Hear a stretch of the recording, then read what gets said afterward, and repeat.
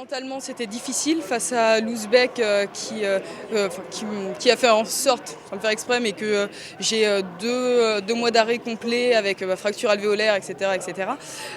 Donc là, c'était la première fois que je la recombattais. C'est pas forcément une revanche, mais c'était plus une peur mentale sur l'engagement que j'ai travaillé. Parce qu'après, non, en revanche, voilà, on a combattu qu'une seule fois dans toute ma carrière, on avait combattu qu'une seule fois ensemble. Le combat a duré 20 secondes.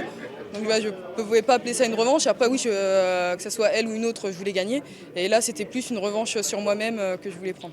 Le début du combat, j'étais pas forcément apeurée, mais il fallait vraiment que je prenne mes marques, que je me rassure. C'est pour ça que j'ai beaucoup cherché. Et à un moment, quand j'ai vu que j'avais aucun risque, que j'avais bien travaillé justement tout ce qui faisait que j'aurais pu prendre un coup, et ben là, ça a commencé à dérouler beaucoup plus. Donc voilà, il m'a fallu une petite minute pour vraiment prendre mes marques. Et ensuite, ça a déroulé. Je fais un balayage et 3 points. Après, je gère bien la fin du combat. Je prends pas de risque. Pas de risque de coup, pas de risque de points. Donc que demander de plus? Je pensais pas forcément faire de balayage sur elle par rapport à son profil, ou sinon c'était pas ce balayage-là que je voulais mettre.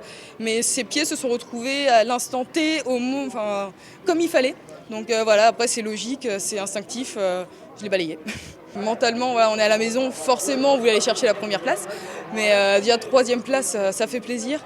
Le fait qu'il y ait beaucoup de monde qui soit venu me voir aussi, c'est extrêmement plaisant.